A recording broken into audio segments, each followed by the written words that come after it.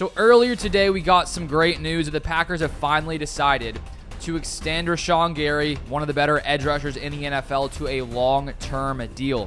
I think many of us were wondering when this would happen. He, of course, suffered that ACL tear last November, which put him receiving a long-term extension on hold for a while. And I think the Packers early in the season just wanted to see if he could get back to that level of play before they decided to give him tons of money. And now it seems that they are showing by giving him this contract that they are confident that his knee is better, he's playing at a top-tier level, and they feel confident with him for the next few seasons. So it was announced this morning from Rashan Gary on X that he signed a 4-year deal worth $107 million. It was reported here, shared by Bill Huber of Sports Illustrated, who said he reported a value of $107,532,706 with a $34.6 million signing bonus. A source said the deal includes about $96 million in new money on top of what he was scheduled to make in 2023. So he's now signed through 2027. And when we look at Rashan Gary, his career here in Green Bay, getting picked 12th overall back in 2019, and it took him a few seasons to get going. But once he started, he has really played at a top-tier level. And if it wasn't for that injury last season, the ACL tear, there's no doubt he would have gotten this contract much sooner. And so far in this season, he had been playing on his 5th-year option.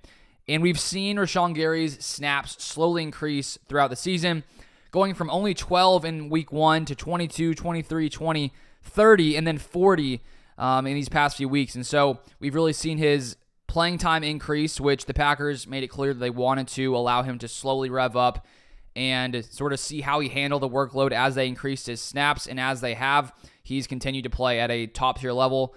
Seems to be no issues with his ACL anymore, and so the Packers decide to lock him up for the long haul. And for the Packers, who have, struggled a ton this season, it has not been a pretty season. It does feel right now that the Packers are in a full-on rebuild. Most things aren't going right, but the one thing that has gone consistently well is Rashan Gary. He's consistently played at a top-tier level, while I think even some other guys in the Packers defense who have been seen for a long time as, top-tier players like Jair Alexander. Jair has struggled this season, I think, more so than he has in years past, and we saw that a little bit versus the Vikings yesterday, facing off against Jordan Addison. But Rashan Gary has not struggled whatsoever.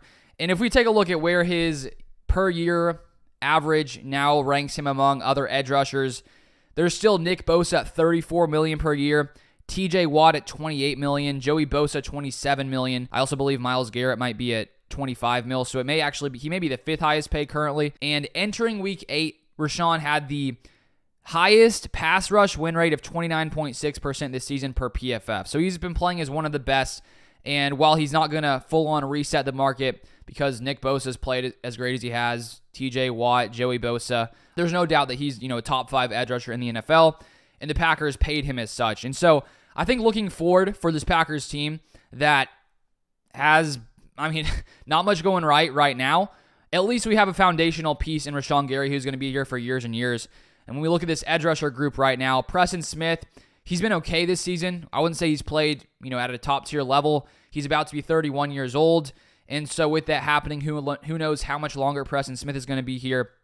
We also have Van Ness, who we drafted this season, 13th overall, who is still, I think, getting a hang of things. He had 5 pressures week 1, but hasn't really had a pressure since then per PFF. And I think when you look at defenses and you look at obviously the most important aspects of a defense is getting pressure on the quarterback, and Rashan Gary consistently does that. And so regardless of what the future looks like for the Packers defense, for Joe Barry, if he stays around after the season, I'll be very surprised.